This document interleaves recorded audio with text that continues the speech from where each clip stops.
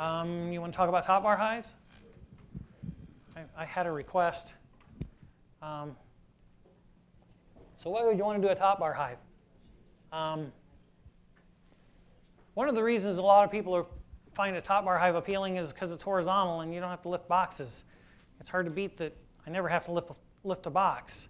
The fact is, though, I can get a horizontal hive by other means. I could build a long Langstroth hive, and I still wouldn't have to lift boxes. The other reason people like top bar hives is they get natural comb. Again, I could build a long Langstroth hive and put foundationless frames in it and get natural comb and still not have to lift any boxes.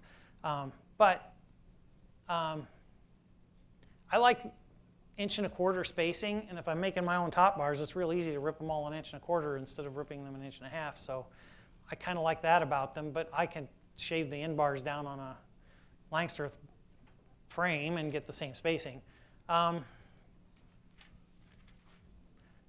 The one thing you're probably not going to get in a long Langstroth is the fact that it's easy to work. There's probably two things, but this is one of them.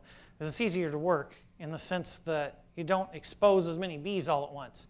When you pop the top on a Langstroth hive, pretty much you're looking at, on a 10-frame box, you're looking at 12, maybe 11, 1, 2, 3, 4, 5, 6, 7, 8, 9, 10, 11 rows of bees looking up at you going, what's going on? When you open a top bar hive, usually you're all the way at the back and you pull a frame out and there's not a single bee here, and you kind of look up there, and way up there about 5 or 6 bars is where the bees are. And so you kind of work your way back to where the bees are, and now you're looking at your first comb of bees, and now you kind of decide where you think the brood nest is and pry everything over a little bit and pull one of those out. And now I'm in the middle of the brood nest, and I really only have a few bees maybe at this end if I left all those bars off I just took off. And this one I just pulled out, and that's it. The rest of them are still unaware that anything's even happened because there's no gaps between the top bars. The top bars are all solid. There's no gaps, and so the only gap is the one I just made when I pulled this one out. That's nice. I don't think it's necessary, but I guess if you find bees in the air intimidating, it's probably much more comforting not to have a lot of bees in the air. In my experience, usually the bees that are in the air are not angry at me. They're usually just in the air, confused. But they could be. If you're dealing with angry bees, mean bees, then it probably makes a lot of difference whether or not you expose a lot of them and have a lot of them in the air. So that's one of the nice things. Another nice thing is if you're a little bit handy with tools, you don't have to be a cabinet maker to build a top bar hive. You pretty much have to be a cabinet maker to build Langstroth frames. They have to be very precise, and it's a lot of very precise cutting, and it has to come out very precise. And because of that, it's not easy to build one, and it's not easy to build one out of just a bunch of scrap wood. A top bar hive, you can probably build a top bar hive for nothing if you go scrounge at a few job sites. You can probably get enough lumber to build one, and you can probably build one pretty easily with just a skill saw if you wanted to, but a table saw would make your life easier. So those are some of the reasons people do top bar hives. Frankly, I've always found it a little bit of a mystery, and I realize some of you have different circumstances, and so it makes perfect sense to you, but I don't quite understand the people who are selling top bar hives that cost several $100s, because my whole reason for wanting to build a top bar hive was that it was free, or it was very cheap, and it kind of loses that. The other thing is that some of these top bar hives are really fancy. They got like removable bottom boards and screen bottom boards and slatted racks, and to me it's kind of like buying a bow that has a laser sight and an overdraw shelf and a mechanical release, and it's like the whole appeal of a bow and arrow is that it's a stick and a string. That's what's beautiful about it, you know. The rest of this is like, why don't I just put a scope on a rifle? So I don't quite get the fancy top bar hives. They don't make a lot of sense to me, but I'm sure they make perfect sense to somebody. But I already talked about that. You can basically get a long Langstroth and get the horizontal. You can, so you could actually make a horizontal hive that uses deep frames, or you can make one that takes medium frames if that's what the rest of your hives are. And you're still going to get the advantage that you don't have to put supers on it. And if you do want to, you could put supers on it, but you don't have to.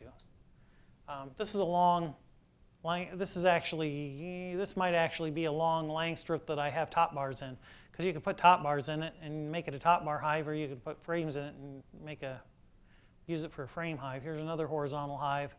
That's my top entrance right there with the bees. This is one with a super on it. That's a long hive, and I put the supers on it. I manipulate them so they have to come in through it had a top entrance here. I blocked that, and now they have to come in through the super here to get into the hive, which makes them aware of the super. I have trouble getting them. If I stuck the super on the back here, they just tend to ignore it. They never pay any attention to it. If I force them to go through the super to get into the hive, they tend to pay attention to it. And then when they run out of space here, they start finally filling it up. But they tend to just ignore it if I put it on the back. It's like they never go back there. They just come in the front door and dump their load and leave. And so that worked a lot better. Here's the advantages, though, of some of the things you do get. You do get natural comb, and yeah, you can get natural comb other ways. But the wonderful thing is you do get clean wax, you get natural cell size, and if you cut them 1.25 inches, you can actually get natural spacing, which I think is helpful to getting natural cell size. So you can get that 1.25 inch spacing pretty easily.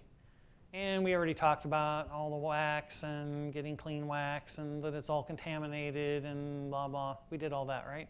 But I think the only way you're really going to get natural cell size, of course, is to let the bees build it, and you get that. So I talked about that. Actually, I don't remember talking about the 150% number, but basically, if you increase the diameter of the cell, the bees also build the cell deeper. And so what you end up with, basically, when you upsize them to 5.4, is you end up with a bee that's half again the size of a bee that would be on small cell. Anybody that comes in my yard that's used to keeping bees on large cell immediately comments how tiny my bees are, because the enlarged bees are half again as big as mine. So. I talked about all this, so we talked a little bit about the easier to work. It exposes less bees. Another option, if you wanted to go with a long Langstroth hive, is you could build a lot of little inner covers, just like cut a bunch of 1x4s to length, put them all on there for inner covers all the way across. Then you could expose just that much at a time, or 1x6s or whatever is the amount that you feel comfortable exposing at one time, and you can pull them off one at a time. Yes? I'm not understanding how long the hive is. Is it just a series of Langstroth boxes? No, that really doesn't work because they don't see it as all one part of the same hive. So it's all one long box. So I build mine about 4 foot long. 4 foot comes out well for materials, and anything less is kind of too small, and anything over 5 foot is kind of too much, and 5 foot doesn't quite come out as even as 4 foot when I want to buy plywood for the lid or whatever. 4 foot just seems to work out better. So basically I'm talking about it's 19 7/8 this way like a Langstroth hive is, and it's 4 feet long this way. And it holds about 33 frames. Okay. If I narrow the frames, if I make them 1.25 inches, it probably holds more like 36. I don't know. Okay. Yeah, it sounds right. 36 sounds right. Okay. So it's one big long hive. The problem with putting them right next to each other, I've tried that and then just having it connected on the bottom, but the problem is they just don't see the next box as being part of the hive.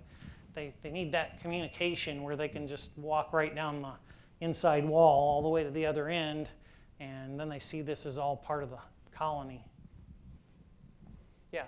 You were talking about you like the narrow width of the frames. Somebody manufactures, and several people recommend using in a 10 frame box, they have a spacer that spaces the 10 frames for 9 frames. And that's been said to be helpful where you've got honey frames and they build them out deeper and you can hold more honey. Do you agree with any of that? In the supers, yes, they build them thicker and they're easier. They don't build more honey. No, it's the same amount, but it's easier to uncap. If you put 9 frames in a 10 frame honey super, they're very easy to uncap. You can even put 8 frames once they're drawn, and they're even easier to uncap. You end up with the same amount of honey either way. It's still, the box still holds the same, pretty much the same honey. I don't think it would be negligible what the difference would be. But in the brood nest, you space them out to 9 frames, and you end up with very uneven comb because the part that has brood in it will be consistently about 1 inch thick, and the part that doesn't have brood in it will tend to be about 1.5 inches thick. And so you'll have this fat comb and then skinny comb and then fat comb, depending on where they decided to put the honey and where they decided to put the brood. And you have this big gap they have to fill with bees to try and heat that brood because they can't heat it easily unless they can cover it. Now it takes twice as many bees to cover the brood. So the idea of making more space in the brood nest by spacing them 9 frames was originated by Dadant, as far as I know. He was a big proponent of it anyway. And it was that they would have more cluster space and they'd be less likely to swarm. But I think what you end up with is uneven comb, and it takes a lot more bees to heat the brood. They might swarm less, but that may be because they just don't do as well. I don't know. But I think they do much better on 1.25 inches. Not only that, 1.25 inches will, not only will the combs be nice and straight and there won't be any honey protruding, which means you're less likely to roll bees because it's nice and straight and you're not catching them on that fat honey that sticks out. But also, they tend to build comb based on what they perceive as the use of the comb. And they perceive the use of the comb at 1.25 inch spacing to be worker brood. And so they tend to draw a nice, small worker brood when it's spaced 1.25 inches. When it's spaced 1.5 inches, which is what the 9 frames would be, they tend to view it as honeycomb, and so they tend to make it bigger, and they're bigger cells, and they're deeper cells, and so they don't make very good brood cells, but they make great honey cells.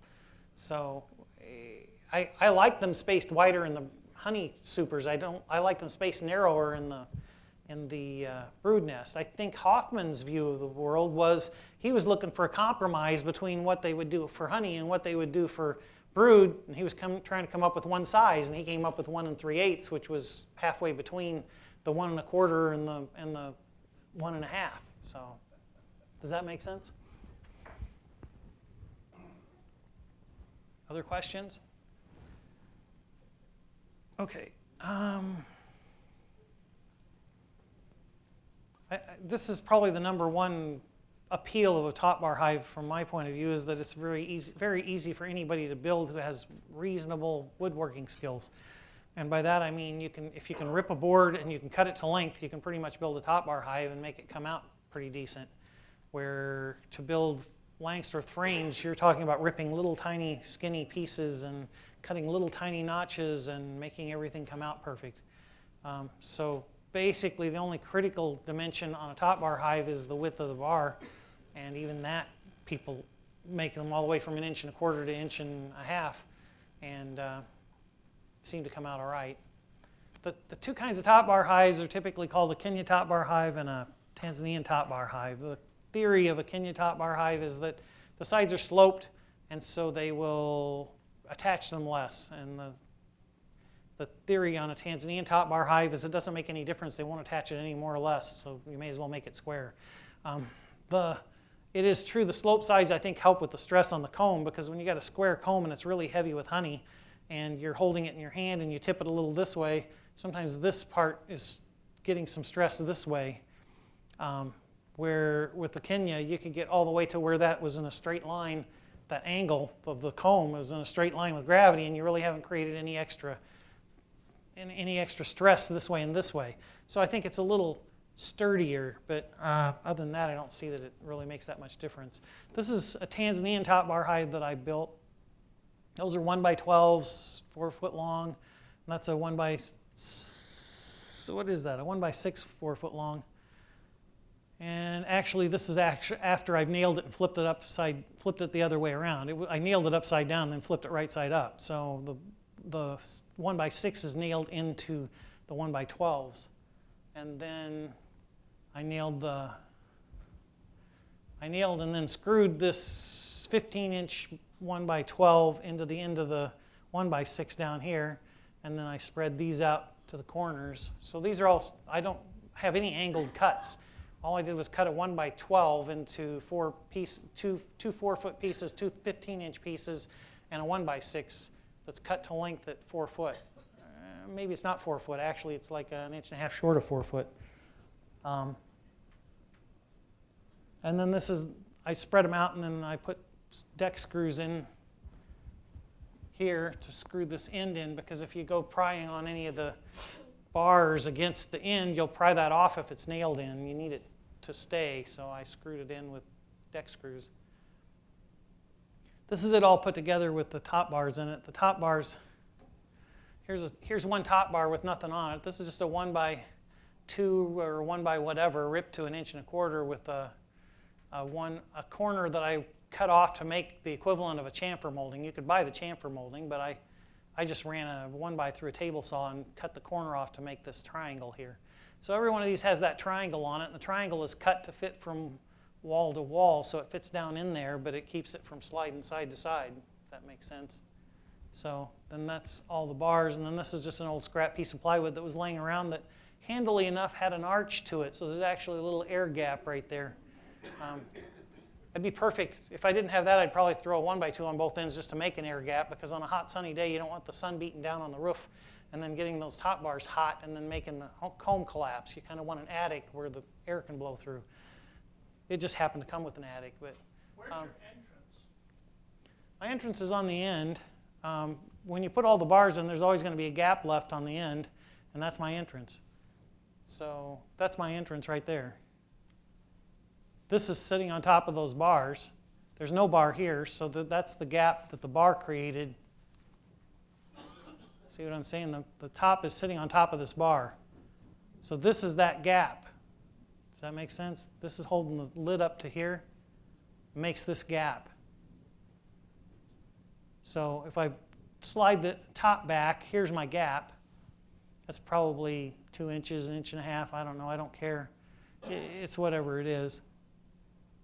And that's my entrance. So it comes in, the bees come in here at the gap that is left because this top is sitting on top of these bars.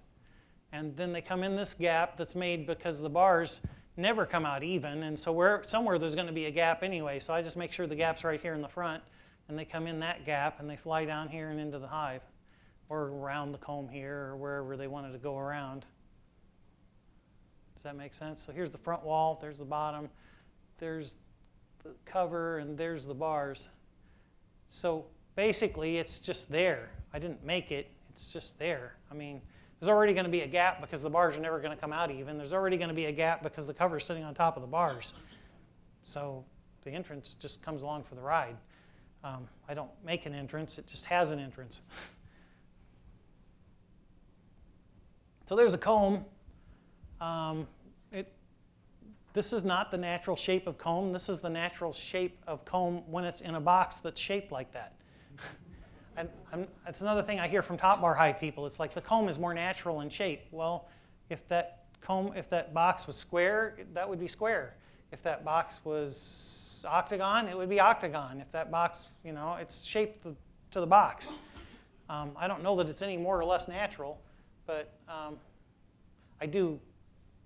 like it fine. I don't mind the shape. Anybody see the queen there?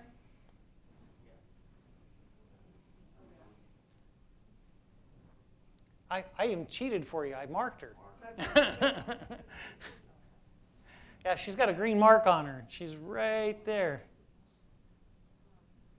See, now you look at all these bees facing each other. That almost makes you think there might be a queen there, but there's not. They're just eating. That's the queen right there. Just thought I'd mention it because she was up there. But this is the comb I got. This is measuring across 10 cells. I just put it here and measuring across 10 cells. It comes out to right here, which is 4.7. And this was from a package I just threw in a top bar hive, and that's 4.7. Just to show you what natural comb looks like. That's my long hive. This is that opened up. This is just like laths. I ripped them to width, so there's like half of them are 1.25 inches, and the other half are 1.5 inches, because this is for the brood and this is for the honey. And they tend to want to make the honey about 1.5 inches, and they tend to want to make the brood about 1.25 inches, and I gave up fighting them on it. Because when I made them all 1.5 inches, they'd keep cheating over on the brood until they were in the middle of the bar. And when I tried to make the honey 1.25 inches, they kept cheating over on the honey until it was, so I just gave up and decided I'd go with whatever they wanted. But so these are 1.25 inches. It's basically a 3/8 inch. I made this, see, this is a little fancier build because I wanted to be able to put frames in it, Langsdorff frames. So I had to cut a rabbet. So this is a rabbet that's 3/4 inch deep this way and 3/8 of an inch wide this way. And this is made out of 3/8 inch stock so that I'll leave a 3/8 inch bee space here. And then I just nailed a little triangle on there again, you know, a chamfer molding of some kind to make a guide. And then they're building comb on those bars. So this is a long one that's actually Tanzanian. I had a screen bottom on this. I probably wouldn't bother to do that again, but at the time I was still experimenting with screen bottoms. Here's the comb out of that square one. Now they still didn't build it in the corner, but they build it pretty square. This is the south side. This is the north side. You can see which one they preferred for their brood. They put it all on the south side. I think there's some myths about top bar hives. One of them is that somehow a top bar hive in itself is more natural. Well, I don't know. Bees will build comb and bees will live in anything. I don't think they really care what the shape is, and I think this is a myth that a lot of people seem to perpetuate about whatever their favorite hive is, that somehow there's some magical formula of how big it is and what proportions it is and whatever that's going to make the bees magically do worlds better. There may be a little difference in how bees do in one size or another size, but all in all, I think they are so adaptable that they pretty much do well in about anything. But they do fine in a top bar hive, and I don't think the shape is any more natural, but again, they do fine in a top bar hive. I've got 2 top bar hives with bees in them right now, and I've had bees in top bar hives off and on since the 70s, so I've enjoyed them. But I don't think there's anything magical about them per se. Here's some reasons you might not want a top bar hive. It takes a lot less lifting, which is a lot less labor that you might hurt yourself doing. But on the other hand, it requires more frequent interventions. If you're trying to make any honey at all, you're going to have to manage them well to keep them from swarming. If you've got a fixed amount of space, you have to manage that space more carefully than if you can just pile supers on. It's not that different from your house, you know. If you've got closets you can put things in, you don't have to manage your space as carefully as when you don't have closets to put things in. You've got to manage it more carefully in a top bar hive because you got this fixed amount of space, and so every week you may be out there doing something, during a flow especially. You may be out there harvesting several combs of honey every week so that they don't run out of room. In fact, you may have, in a really heavy flow, you may be out there twice a week harvesting some honey. You don't want to harvest too much at once, because what happens when the flow gives out and now winter sets in and they don't have any comb to store anything in, so even if you started trying to feed them syrup, it'd be hard to get them to draw any comb to store that syrup. So you got to be careful you don't steal too much at one time. So you got to kind of manage them more. You have to micromanage them a little more, but you don't have to work as hard at that micromanagement. You don't have to lift a whole bunch of boxes off to do it, but you probably have to do it more often. So if it's in an out yard 60 miles away, that's not going to work very well. If it's in your backyard and you don't mind going out there every week and messing with them a little bit, then it'll probably work out really well. So if all you want is natural comb, you can do that in a Langsdorff. But if you want that whole combination of things, of there aren't as many bees in the air, it's cheaper and easier to build, it's natural comb, it's horizontal, I don't have to lift boxes, then top bar hive's hard to beat.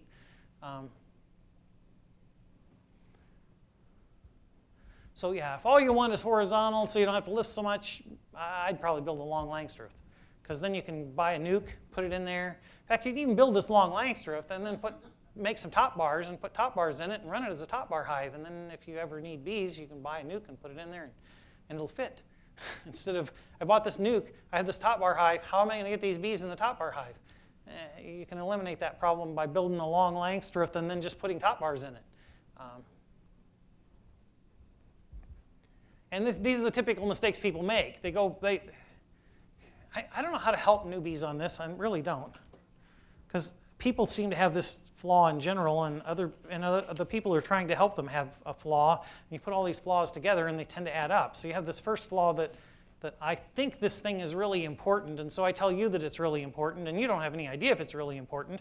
And so since you know nothing, you assume, because I think it's really important, it must really be important, and so then you put a lot of weight on it in your decisions. So somebody tells you a nuke is a lot better than a package, and so you're determined to buy a nuke, and somebody else tells you that a top bar hive is more natural than a Langstroth hive, so you're determined to buy a Langstroth or a top bar hive. So you buy the top bar hive, you buy the nuke, and the nuke doesn't fit in the top bar hive. It's on deep frames, and they won't fit in your top bar hive, and now you don't know what to do because you did a whole bunch of things you thought were really important, but the problem is they don't all fit together. So I would recommend if you're going to put bees in a top bar hive, either find somebody local to give you a shake and swarm, that would be ideal, or buy a package. That's not ideal, but it'll work because you can put them in there and they'll build whatever comb they need to fit the box they're in instead of you have a bunch of combs that are the wrong size.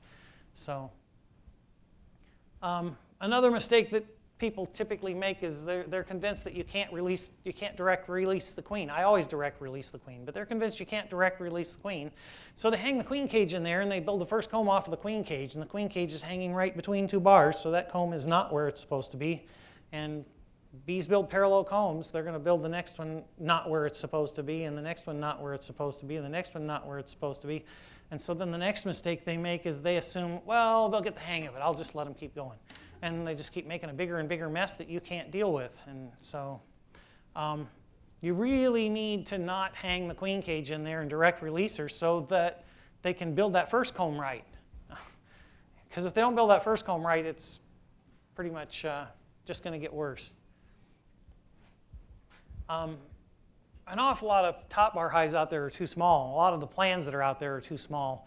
And so you build one of those, and it's just a swarm factory. They just swarm and swarm and swarm and swarm. If it's not 4 feet long, it's probably too short. If it's just, you don't want to build it really small. Really small, and unless you want them to swarm. I mean, to tell you the truth, one of the guys who designed one of those really small ones that swarms all the time, that's what he wants. He wants them to swarm all the time. He thinks that's good for bees to build up and swarm. That's what they do in nature, and so that's what they should do in your top bar hive. Problem is that may not be what you want. So if that's not what you want, you probably want to make them bigger. This is an easy one to fall into, especially if you're not used to flows and you're not used to bees and there's a nice fall flow going, and even if you're an experienced beekeeper, it's an easy mistake to make. You think the flow's going to last, and all of a sudden, poof, there's a hard freeze and it's gone. Or all of a sudden it quits raining and there's a dearth and it quits, and you harvested all their honey and now you got to get them built up for winter and you're not sure how you're going to get that done. So anytime you got a minimum amount of space that you can manage, you need to manage it in small pieces. Take a little honey at a time. Try to always leave them enough in there that if that's all they had for winter, that it wouldn't be a bad plan, you know? I see this all the time too. This is that post-hoc ergo proctor hoc thing, you know, of because this happens and then this happens, therefore it caused it. People often don't know why something failed, and they blame it on, they want to pick something to blame it on, so they pick something. You know, it was a top bar hive, and that's why it failed, or it was a Langstroth hive, and that's why it failed, or it was whatever. So you pick your reasons. Some people think that a top bar hive won't overwinter, and yet I know people in Casper, Wyoming, which is a lot colder than my climate, keeping them in top bar hives and having really good luck at it. And I've had some in top bar hives, like I said, for years, and I'm in a bitter cold climate, and they winter just as well as all the rest of them. I don't think wintering has much to do with horizontal, but there are these people who are convinced that bees won't move horizontally, and so therefore they're going to die, and then when they die, they blame it on it was in a top bar hive. There are people that won't feed their bees at all because they think it's unnatural. Well, I don't think you should feed your bees unless you have a good reason. Because I think it causes more problems than it solves sometimes, but sometimes it solves more problems than it causes. And so you need to find that balance and figure out whether you're helping or hurting. But if you never feed them and you steal their honey, I don't really see how you can say that it's natural that they starve, because you stole all their food. Of course they starved. So that one never made sense to me. I steal their honey, and then when they're going to starve, I say, well, you know, it's their own fault. I don't think so. And then there's the one that people won't smoke their bees.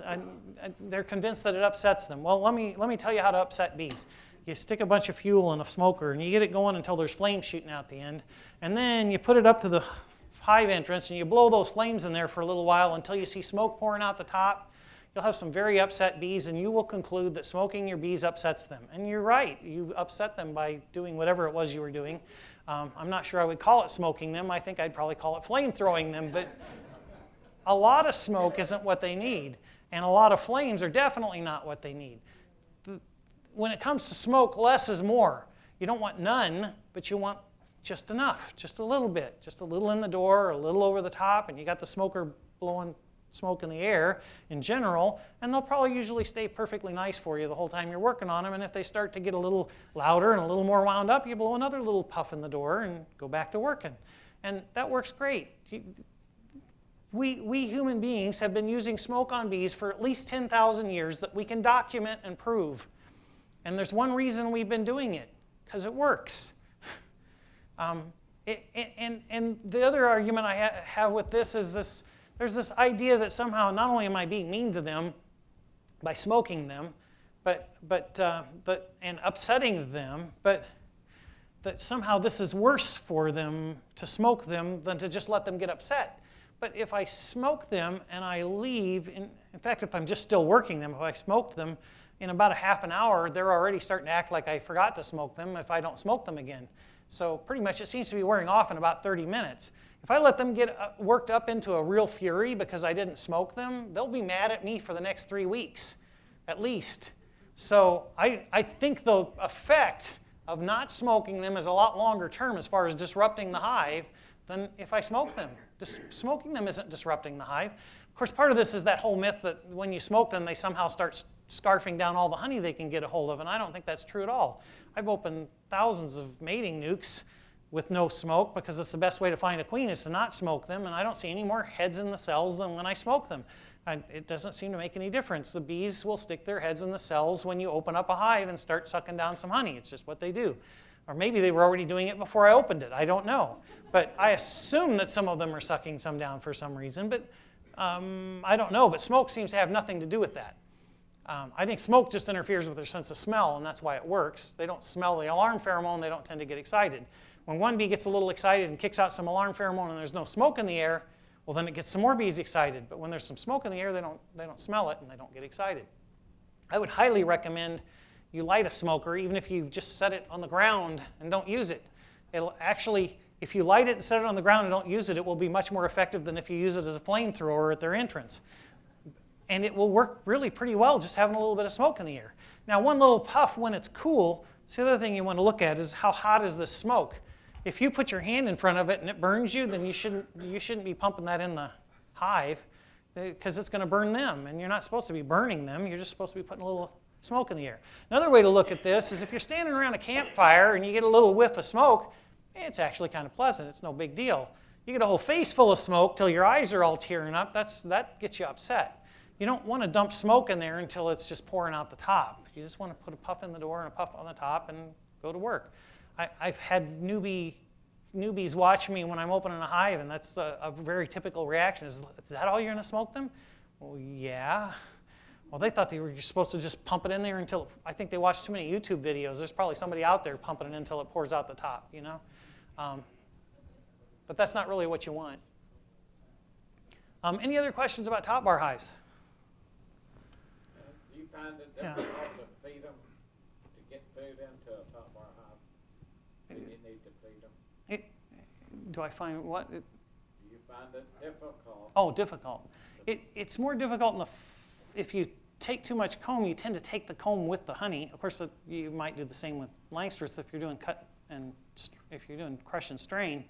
But if you take the comb in either of those situations, a top bar hive or you're doing crush and strain in a Langstreth, then if you end up with not enough and you're trying to feed them back up, they have nowhere to store it. And if you have extracted comb and you have empty comb, it's real easy to get them fed back up because they have somewhere to put it. It's hard to get them to draw comb in the fall. It's easy to get them to draw comb in the summer.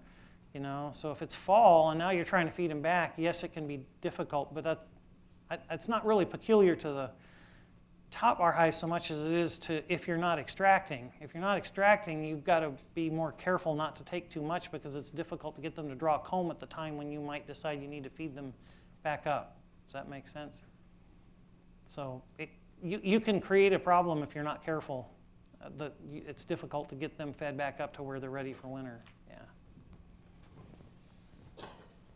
See, every time something like this comes along, somebody will decide that this is just the worst thing in the world to have all these newbies who are all trying to keep top bar hives. And well, the fact is, beekeepers are going to have problems no matter what they do. They're just going to have different problems, and they're just going to learn how. They're going to have to learn how to manage them. That's the way it goes. Yeah. Well, these top bar hives with no support on three sides, they won't come apart in an extractor. They'll stay. Most people don't extract them, but if you wanted to extract them, you might. I've heard of people extracting them. I've never tried it. Frankly, I usually just cut it for comb honey or I leave it for them, so I usually don't bother. When I set up to extract, I'm kind of on a, you know, what do I want to call it? You know, an assembly line. I'm trying to get the work done, and throwing an oddball thing into the middle of it just kind of disrupts what I'm trying to get done. So I don't tend to extract them. I suppose I ought to try it one of these days. They made an extractor supposedly just for that Spenty was selling that was made to extract top bar hives, and it was basically a horizontal radial. It's hard to describe without a picture, but it's about 6 inches tall. It's got a basket laying this way. You uncap your combs and you lay them flat ways in the basket this way, and the whole thing spins around this way with the top bar against the outside here, and then it supposedly would extract a top bar frame because it's resting on the wire on the bottom, and the top bar's up against this. But I've seen pictures of that one. I've never used it. But in theory, it could be. There's no reason it couldn't be extracted if it had a little support so it doesn't flop around in there too much, you know. I think I've seen people who've done them in a tangential that had the screen wire, and you can lay it up against the screen wire in the tangential, and then I've seen some people who say they've extracted it in there. I haven't tried it, but that would probably work all right. Other questions? I have a question. Has anyone built hives out of aromatic cedar for rot resistance? Or bees wouldn't Sure. like that? Oh, the bees don't care. I suppose it depends on how aromatic it is, but I've put them in them and they seem to do all right. And you think it would keep the wax moths out, but it didn't make any difference. So don't get your hopes up. Have you done aromatic cedar? Western red cedar. I've done a lot of western red cedar too, but mostly I just used scraps when I was a carpenter or whatever was laying around. And if you did a closet out of aromatic cedar, then I'd build hives out of it. And if we did cedar siding, I'd build hives out of that. Whatever scraps was in the dumpster at the end of the day, I'd take it home and make stuff out of it. But my hope was that it would help with the wax moths, and it made no difference. And I had some still around when Varroa came around. It would have been nice if it worked with them, but it didn't make any difference. So, but yeah, it'll last a little longer. I don't know that it'll last a lot longer. The western red cedar, the problem is keeping it from splitting, because it splits really easy, and I tend to like to screw them together, and so you got to drill a pilot hole, and you got to be really gentle and not suck that down the last little bit, or it'll just split right up. But it makes a nice box otherwise. And I've seen them in cedar trees too. I've seen them in juniper trees. I've seen a bee colony in a hollow juniper tree, which is what we call cedars where I come from. We don't really have cedars unless somebody they'll plant the western red cedar as a ornamental, but they don't grow there normally. But others? Cool. We got 15 more minutes. So what would you like to talk about? Explain your whole year's theory of what you do from January to December. January to December. I'm not sure I can do it in 15 minutes, but I'll give it a run. Well, I kind of hit some of that already. I'd probably go out in early spring and try and get through all the hives and make sure they're all doing well and queen right. And anybody that's questionable as far as queen rightness, I'd give them a frame of eggs and brood so they can raise another queen, and clean off the bottom boards. And the bottom box is empty. I'll probably put it on top just to get it where I can see it without having to dig my way to the bottom again. But if there's brood in it, I'm just going to leave it where it is and probably come back in a couple of weeks and do a little swarm control and throw some empty frames in the brood nests of all the strong ones. And depending on how strong they are, I'll put more or less in. Probably come back in a couple of weeks and pile on a bunch of supers, and then I'll probably come back in the fall and harvest. That's leaving out all the queen rearing and the making up nukes and all the other things I'm going to be doing on the side. But come winter, I'm looking for at least a frame of capped honey for every frame of bees, and I'd like two to go into winter. If you don't have that, you just put sugar on there, or you do both? Usually I steal it from another hive, but if I don't have that, yeah, I'll put sugar on there. Yeah, probably just put dry sugar on it. How do you put the frames in for the nuke, the honey and the brood? Do you have the honey on the outside? I usually, if I've got them in an 8-frame medium, so I tend to view this as a horizontal hive because the bees are all going to be someplace and they're going to move to someplace, and bees have a lot of trouble making decisions and especially changing their mind. So I'm going to tend to put them at one end of that 8-frame box, and then I'm going to put the honey at the other side, on the other side. So I've got the bees on one side and the honey on the other side, because they're going to work their way over to the other side, is the theory. And I don't want them, if I put them in the middle, there's more likelihood that they're going to work their way to one side and leave something behind on the other side. So I just tend to put them on one side, the bees on one side and the honey on the other side. If I was putting it over, if I had another box, I'd probably put some over their head, but I'd probably put all the bees in one box and the honey over their head.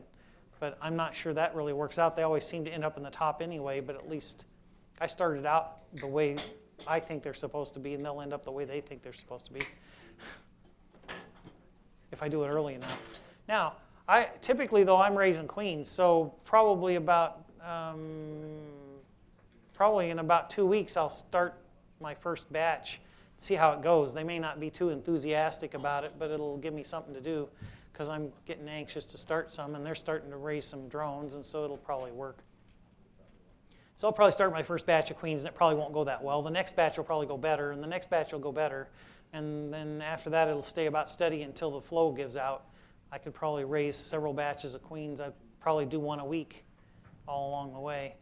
About the middle of May, if I'm going to do splits, I'll probably go out and do splits in some of my yards just to try and make some increase and get built back up to what I want to be for numbers. How many hives did you lose? I have no idea. I haven't even been in my hives. I work all week and I've been out speaking every weekend. I know I got a lot of bees flying around my yard. I don't know. I think they did fine, but I don't know. I have to find time to get out to them, which I probably should have already done, but it's not going to happen for another 2 weeks. So. Do you have people working for you? Oh no. I don't have anybody working for me, no. Oh, okay. No, I'm a computer programmer. That's what I do during the week. Yeah, see, what I want to do is figure out how to get everybody to come to my house, pay me to do all my work, and then let me retire from that, and I just stay at my house and do bees. But that hasn't quite happened yet, so maybe it'll happen one of these days. Maybe I need to do a crowdfunding project.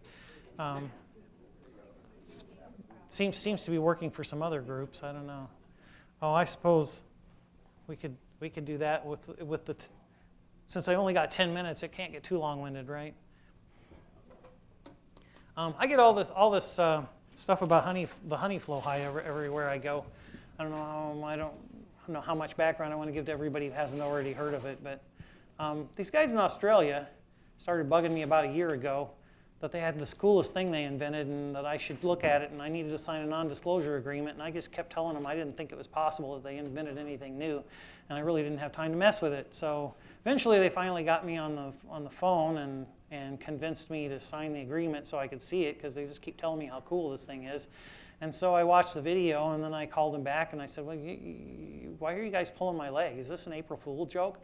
Because basically this video is of them with this hive, and they hook up a spigot to it and they turn the little crank and all the honey runs out. And I just thought I thought they were pulling my leg. So they sent me some more videos and some diagrams and some patents and whatever, and then actually we got on a Skype and they actually did one in front of me while I'm watching, and so I could see all the sides of what it's doing and how it's working, because it just looks like they stuck a honey bucket in a hive and ran the honey out. I mean, that's what it looks like. So anyway, they asked me what I thought of it. I said what I thought of it, and they asked me if they could quote me, and I said sure, and so they did. And so then I get all these emails from everybody on something I'm not selling and not making any money on, and I think it's the coolest gadget I've seen in a long time. I don't know how practical it is, but if I had, they sent me one for free, but if I had $410 laying around that I didn't need to pay my bills, I'd probably buy one, because it's just the coolest thing ever. It's probably the coolest beekeeping gadget I've seen in ages. But basically the way it works is you've got little strips of fully drawn plastic comb, and when you turn the crank, these strips are a half of a comb and a half of a comb. So it splits every single cell down the middle when you flip this thing, because it pushes every other one of these down, and now the honey goes down this channel. But this zigzag path that's made by this cell that's halfway down. Now, for some reason, now all the natural beekeeping people are all mad at me because I said I liked this plastic comb, as if I didn't already have plastic comb in my hive, and as if I hadn't already told people I have plastic comb in my hive. I probably have 3,000 Man Lake PF120 plastic frames. I probably have 1,000 permacomb fully drawn plastic frames. I probably have 200 or 300 fully drawn honey supercell plastic combs, and I probably have 2,000 foundationless frames in my hives. But for some reason now I'm the bad guy because I thought this was the coolest thing ever. But it is the coolest thing ever. What's there to say? Now, is it practical? Probably. It certainly is not at the current price. Will it ever be practical? I don't know what the price will be, and I don't know what its longevity is. I don't know how well it'll last. I don't know how well it'll stand up over the years. I don't know. It's $60 a frame, and if it doesn't last for an awful lot of years at $60 a frame, it certainly isn't worth it. I don't see how it's worth it, no matter if it lasted forever at $60 a frame. It cost me $82,000 to put them on all my hives. And at $82,000, I don't think I'll live long enough to extract enough honey to pay that off. So, but do I think it's the coolest thing ever? Yes, absolutely. It's amazing. Do I think it's necessary? No, not at all. Do I think you'd like to get one? If you don't have $410 that you won't miss, then don't go buy one.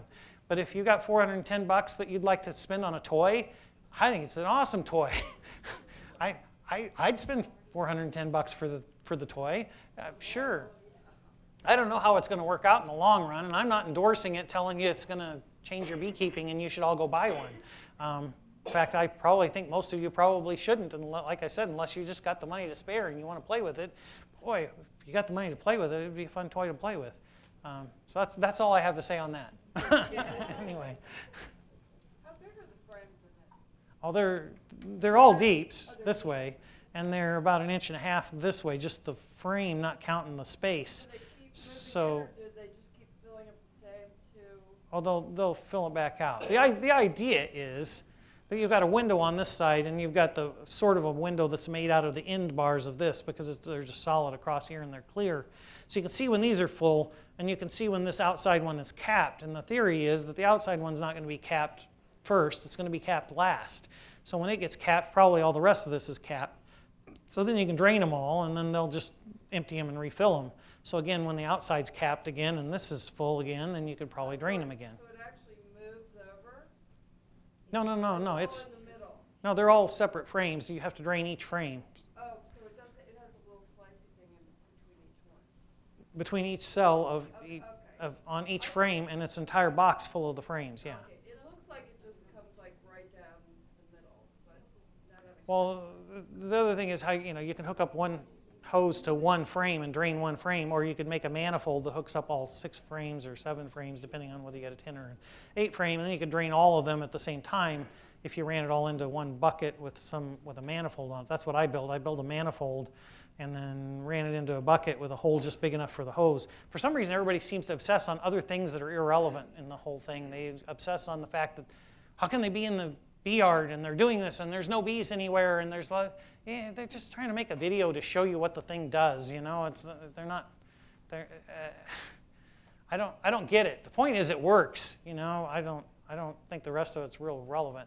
Yes, I think the video is a little misleading. I don't think you can walk out to the bee yard with your pancakes, run it on your pancakes, and go back in the house. But then, you know, I don't really think that little bee on the Honey Nut Cheerios is going to come and talk to me either. But